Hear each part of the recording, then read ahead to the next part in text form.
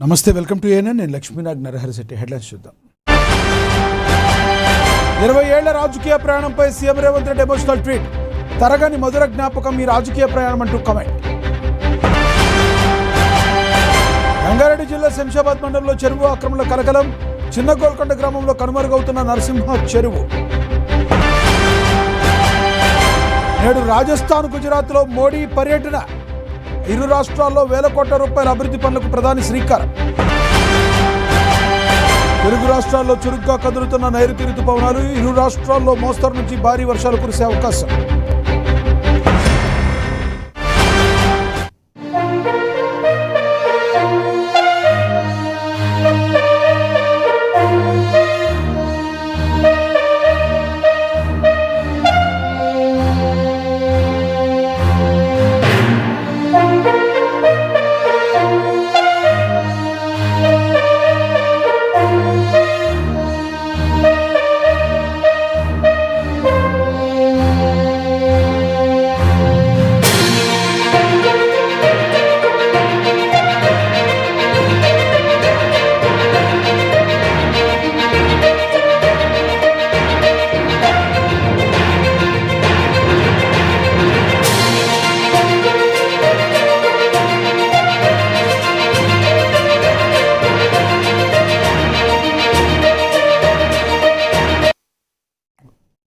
Breaking news చూస్తున్నాం. నేడు రాజస్థాన్, గుజరాత్ రాష్ట్రాల్లో ప్రధానమంత్రి నరేంద్ర మోడీ విస్తృతంగా పర్యటించనున్నారు. ఇరు రాష్ట్రాల్లో వేల కోట్ల రూపాయల అభివృద్ధి పనులకు ప్రధాని శ్రీకారం చుట్టనున్నారు. ఉదయం రాజస్థాన్లోని జోధ్పూర్ నుంచి ఈ పర్యటన ప్రారంభం కానుంది. ఈ పర్యటనలో భాగంగా ఎయిర్పోర్ట్ టెర్మినల్ ప్రారంభోత్సవంతో పాటుగా దేశంలోనే కీలకమైన సెమీ కండక్టర్ కేంద్రాన్ని కూడా మోడీ ప్రారంభించనున్నారు. దేశ ఇంధన రంగానికి మక్కువటాయమానంగా నిలిచే గ్రీన్ఫీల్డ్ రిఫైనరీ మోడీ జాతికి అంకితం చేయనున్నారు.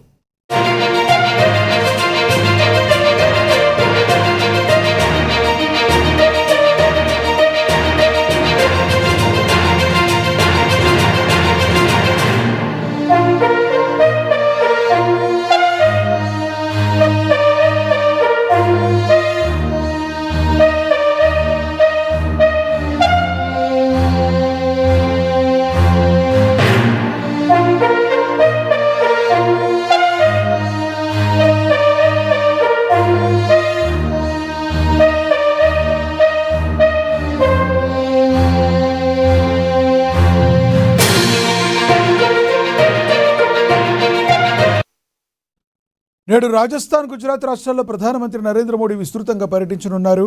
ఇరు రాష్ట్రాల్లో వేల కోట్ల రూపాయల అభివృద్ధి పనులకు ప్రధాని శ్రీకారం చుట్టనున్నారు. ఉదయం రాజస్థాన్లోని జోధ్పూర్ నుంచి ఈ పర్యటన ప్రారంభం కానుంది. ఈ పర్యటనలో భాగంగా ఎయిర్పోర్ట్ టెర్మినల్ ప్రారంభోత్సవంతో పాటుగా దేశంలోని కీలకమైన సెమీ కండక్టర్ కేంద్రాన్ని కూడా మోడీ ప్రారంభించనున్నారు. దేశ ఇంధన రంగానికి మకుటాయమానంగా నిలిచే గ్రీన్ఫీల్డ్ రిఫైనరీని మోడీ జాతికి అంకితం చేయనున్నారు.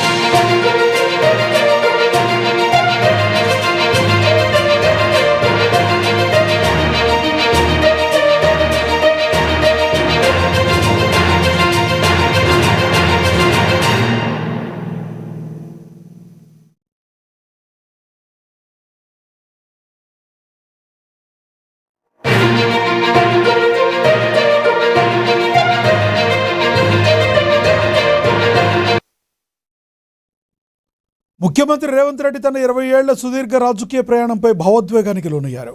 ఈ 2 దశాబ్దాల ప్రజా జీవితాన్ని ఒక ప్రత్యేక అధ్యాయంగా అభివర్ణిస్తూ ఆయన ఒక ఎమోషనల్ ట్వీట్ చేశారు. మిడ్ జైల్లో కేవలం రేవంత్ రెడ్డిగా మొదలైన తన ప్రస్థానం నేడు తెలంగాణ ప్రజల గుండెల్లో రేవంత్ అన్నగా నిలిచేలా చేస్తుందని ఆయన పేర్కొన్నారు. ఈ సుదీర్ఘ ప్రయాణంలో తనకు అండగా నిలిచిన ప్రతి ఒక్కరికి సీఎం రేవంత్ రెడ్డి కృతజ్ఞతలు తెలిపారు. మరోవైపు రేవంత్ మంత్రి పొన్నం ప్రభాకర్ ప్రత్యేక శుభాకాంక్షలు తెలిపారు.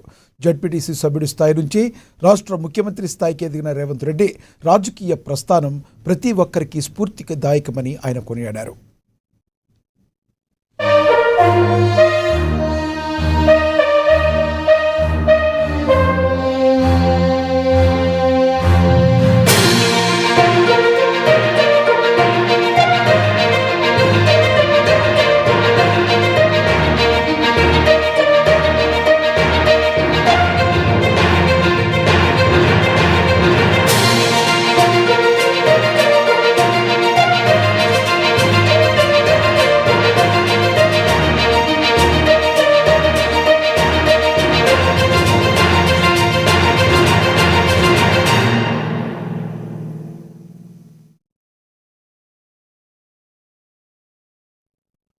ముఖ్యమంత్రి రేవంత్ రెడ్డి తన 20 ఏళ్ల సుదీర్ఘ రాజకీయ ప్రయాణంపై భావోద్వేగానికి లోనయ్యారు.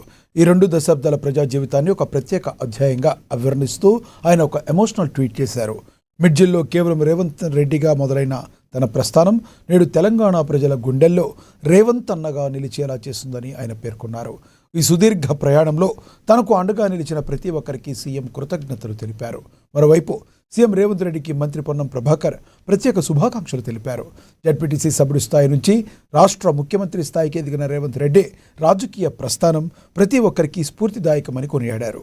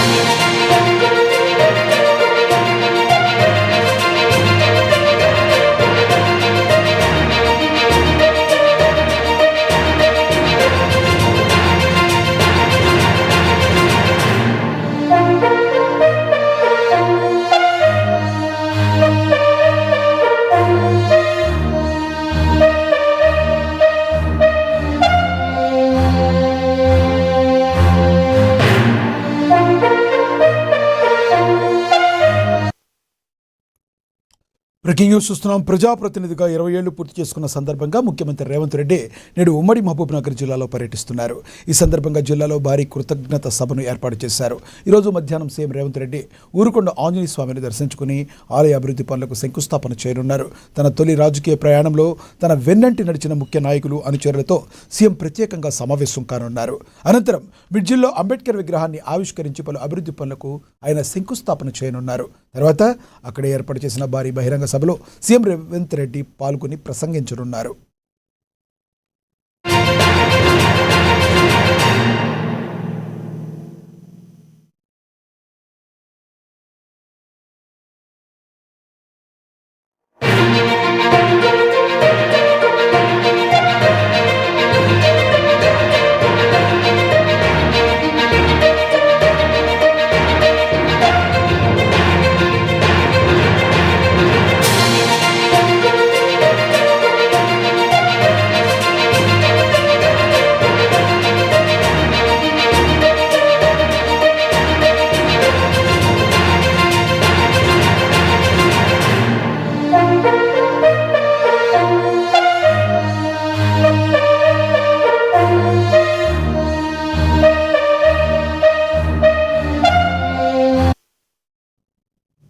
ప్రజాప్రతినిధిగా 20 ఏళ్లు పూర్తి చేసుకున్న సందర్భంగా ముఖ్యమంత్రి రేవంత్ రెడ్డి నేడు ఉమ్మడి మహబూబ్ నగర్ జిల్లాలో పర్యటించనున్నారు.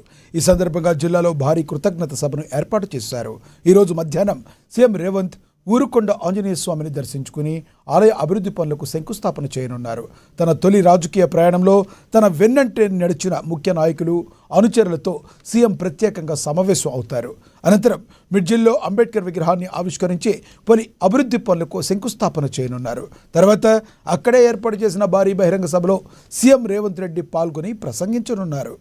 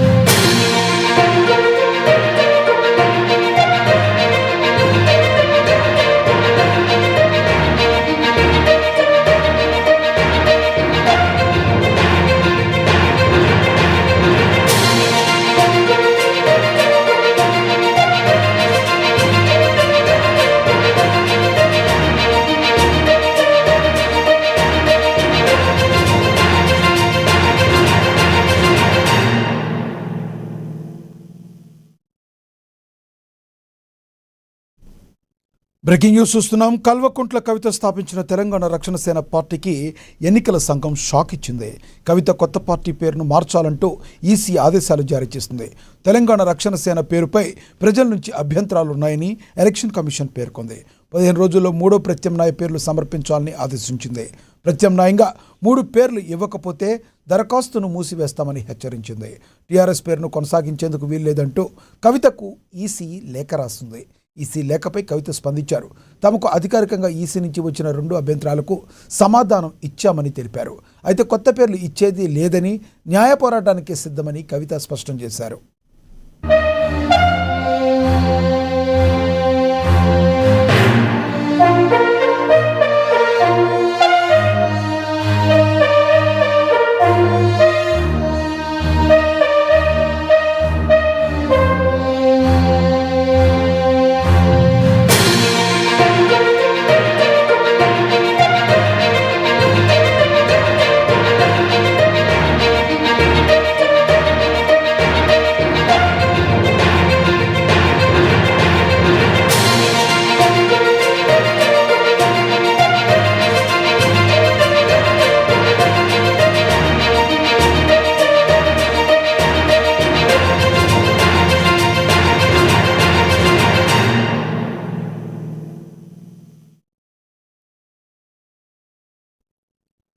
కల్వకుంట్ల కవిత స్థాపించిన తెలంగాణ రక్షణ సేన పార్టీకి ఎన్నికల సంఘం షాక్ ఇచ్చింది.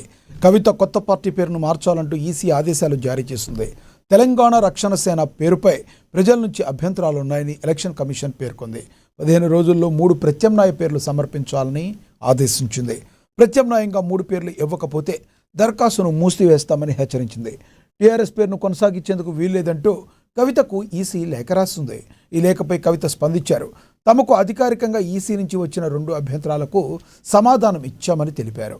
అయితే కొత్త పేర్లు ఇచ్చేది లేదని, న్యాయ పోరాటానికే సిద్ధమని కవిత స్పష్టం చేశారు.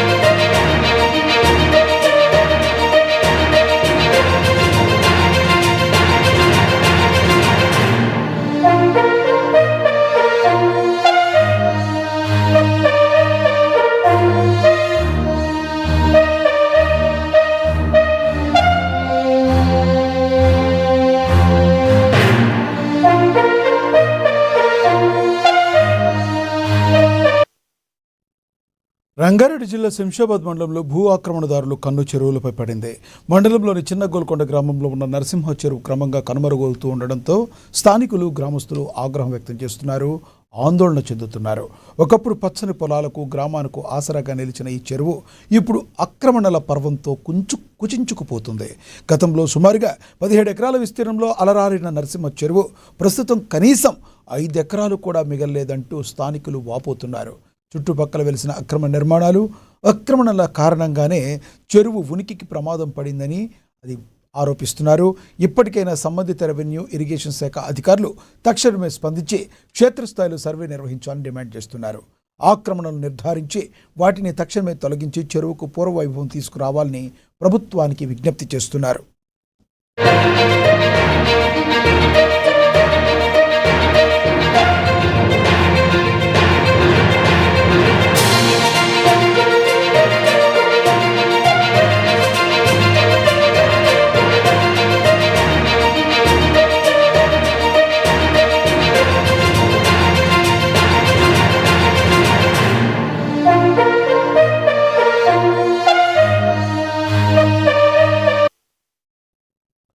రంగారెడ్డి జిల్లా శంషాబాద్ మండలంలో భూ ఆక్రమణదారుల కన్ను చెరువులపై పడింది. మండలంలోని చిన్న గోల్కొండ గ్రామంలో ఉన్న నరసింహ చెరువు క్రమంగా కనుమరుగుపోతూ ఉండడంతో స్థానిక గ్రామస్తులు ఆగ్రహం, ఆందోళన వ్యక్తం చేస్తున్నారు. ఒకప్పుడు పచ్చని పొలాలకు గ్రామానికి ఆసరాగా నిలిచిన ఈ చెరువు ఇప్పుడు ఆక్రమణల పర్వంతో కుచించుకుపోతుంది. గతంలో సుమారుగా 17 ఎకరాల విస్తీర్ణంలో అలరారిన నరసింహ చెరువు ప్రస్తుతం కనీసం 5 ఎకరాలు కూడా మిగల్లేదంటూ స్థానికులు వాపోతున్నారు. చుట్టుపక్కల వెలిసిన అక్రమ నిర్మాణాలు, ఆక్రమణల కారణంగానే చెరువు ఉనికి ప్రమాదంలో పడిందని ఆరోపిస్తున్నారు.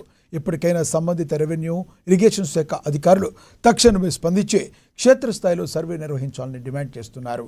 ఆక్రమణలు నిర్ధారించి వాటిని తక్షణమే తొలగించి చెరువుకు పూర్వ వైభవం తీసుకురావాలని ప్రభుత్వాన్ని విజ్ఞప్తి చేస్తున్నారు.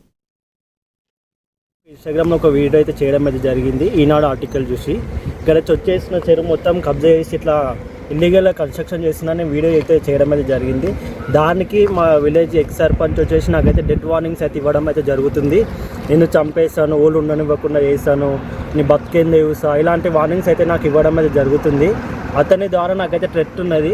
ఒక ఇల్లీగల్ కన్స్ట్రక్షన్ అవుతుందని చెప్పేసి నేను వీడియో పెడితే నా మీద ఇలాంటి కుట్రపరంగా వాళ్ళైతే నా మీద అయితే వార్నింగ్ అయితే ఇవ్వడం అయితే జరుగుతుంది. ఇచ్చేటి వాళ్ళు వచ్చి గుర్రం అనంతారెడ్డి, మా ఎక్స్ సర్పంచ్. ఆ ల్యాండ్ వచ్చేసి అక్కడ ఉన్నది బాధ కూడా వాళ్ళది. కాకపోతే ఇక్కడ ఏదైతే కన్స్ట్రక్షన్ అవుతుందో అది మొత్తం బఫర్ జోన్లో ఉంది. అది ల్యాండ్ వచ్చేసి దానికి పరంగానే వీడియో అయితే పోస్ట్ చేయడం అయితే జరిగింది. అది ఒక 8,000 మెంబర్స్ అయితే దాన్ని చూశారు. దానివల్ల నాకైతే వార్నింగ్ ఇవ్వడం అయితే జరుగుతుంది. మరి ఇంత పెద్ద ఇల్లీగల్ కన్స్ట్రక్షన్ అక్కడ అవుతున్నా సరే అధికారులు దీని గురించి ఎందుకు చర్యలు తీసుకుంటలేరు అసలుకి? ఆల్రెడీ మనం హైడ్రా కమిషన్ ఒక మ్యాప్ కూడా చూసినాను నేను మొత్తము. ఆ కమిషన్ వచ్చేసి మొత్తం బఫర్ జోన్లోనే ఉంది. ఆ మ్యాప్ కూడా నా దగ్గర ఉన్నాయి. కానీ హైడ్రా వాళ్ళు వచ్చేసి దీని ఎలాంటి చర్యలు అయితే తీసుకుంటలేరు. వాళ్ళు ఇల్లీగల్ అయితే కన్స్ట్రక్షన్ ఇప్పుడు కూడా నడుస్తూనే ఉంది.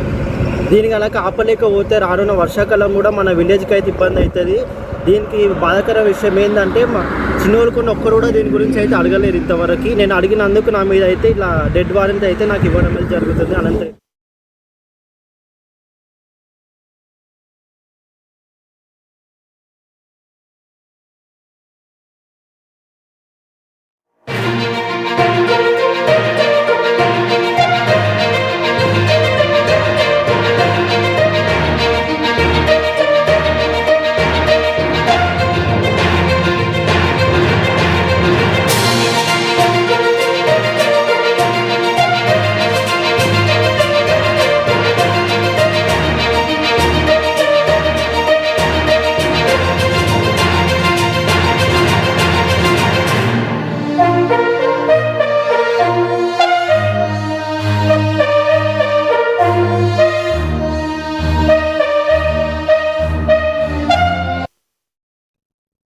బ్రేకింగ్ న్యూస్ చూస్తున్నాం. తెలుగు రాష్ట్రాల్లో నైరుతి రుతుపవనాలు కదులుతున్నాయి. వాయువ్య బంగాళాఖాతంలో ఏర్పడిన అల్పపీడనం క్రమంగా బలపడుతుంది. దీని ప్రభావంతో తెలంగాణ వ్యాప్తంగా మోస్తరు నుంచి భారీ వర్షాలు కురిసే అవకాశం ఉందని వాతావరణ శాఖ హెచ్చరించింది. వర్షంతో పాటు గంటకు 40 నుంచి 50 కిలోమీటర్ల వేగంతో ఈదురుగాలు వీచే అవకాశం ఉంది. అటు ఆంధ్రప్రదేశ్లోని పలు చోట్ల పిడుగులతో కూడిన భారీ వర్షాలు పడే అవకాశం ఉంది. అల్లూరి సీతారామరాజు, ఏలూరు జిల్లాలకు వాతావరణ శాఖ భారీ వర్ష సూచన జారీ చేసింది. తీర ప్రాంతాల్లో ఈదురుగాలుల తీవ్రత చాలా ఎక్కువగా ఉంటుందని, మత్స్యకారులు ఎవరూ కూడా సముద్రం లోపలికి వేటకు వెళ్లకూడదని అధికారులు హెచ్చరించారు. ప్రజలంతా అప్రమత్తంగా ఉండాలని సూచిస్తున్నారు.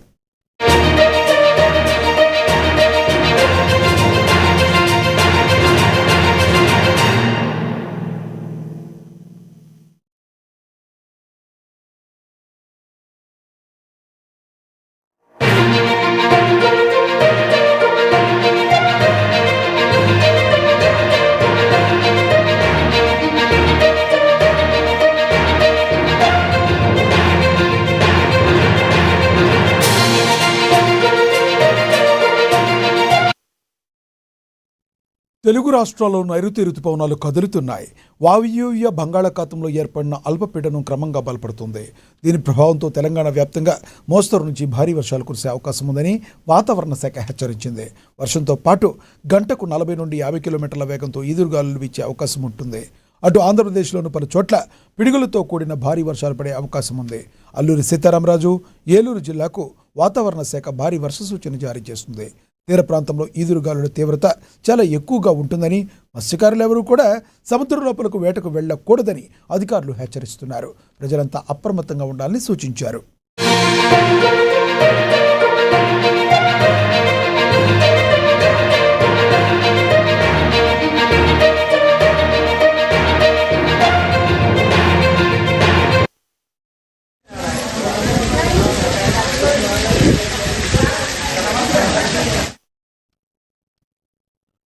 కామారెడ్డి జిల్లాలో ఎట్టికేలకు వరుణుడు కరుణించాడు. నిన్న మధ్యాహ్నం నుంచి రాత్రి వరకు జిల్లా వ్యాప్తంగా విస్తారంగా వర్షాలు కురిశాయి. గత కొన్ని రోజులుగా వర్షాలు లేక ఆందోళనలో ఉన్న రైతులకు ఈ వర్షం కాస్త ఊరటనిచ్చింది. జిల్లా వ్యాప్తంగా రైతులు ఆనందంతో వ్యవసాయ పనుల్లో నిమగ్నమయ్యారు. అయితే ఈ ఏడాది ఎల్నినో ప్రభావం ఉండడంతో రైతులు అప్రమత్తంగా ఉండాలని వ్యవసాయ శాఖ అధికారులు సూచిస్తున్నారు. రైతులు వరి పంటకు బదులు ఆరుతడి పంటలకు సాగు చేయాలని జిల్లా కలెక్టర్, వ్యవసాయ అధికారులు సూచిస్తున్నారు. పెసర్లు, మినుము, కంది, జొన్న, పత్తి, సోయా వంటి తక్కువ నీటితో పండే పంటల వైపు మొగ్గు చూపాలని జిల్లా వ్యవసాయ అధికారి మోహన్ రెడ్డి విజ్ఞప్తి చేశారు. సాగుపై సందేహాలుంటే వెంటనే స్థానిక వ్యవసాయ అధికారులను సంప్రదించాలని రైతులను కోరారు.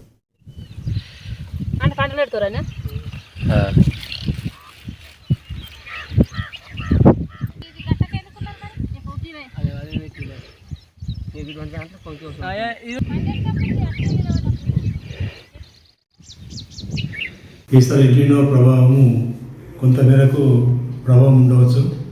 ఈ నెలలో మనకు వర్షపాతం 108 mm పడేది 81 mm మాత్రమే పడడం జరిగింది. ఇంకా విత్తనాలు రైతులు విత్తనాలు వేయడంలో కొద్దిగా ఇంకా వాళ్ళు వెనక ముందు ఆడుతున్నారు. ఇంకా సరైన వర్షం లేక విత్తనాలు వేయడం లేదు.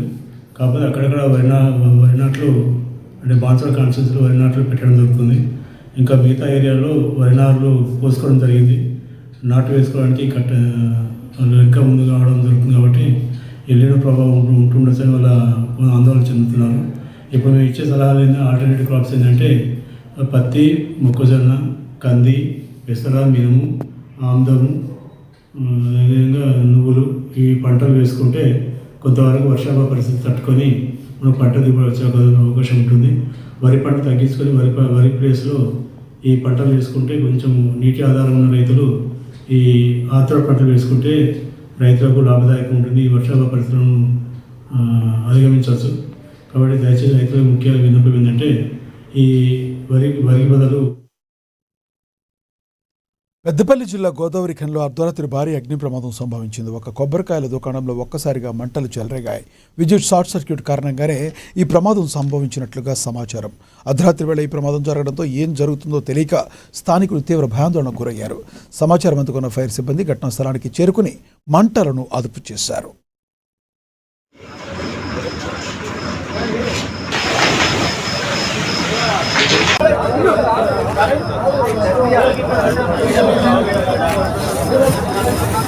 Gracias.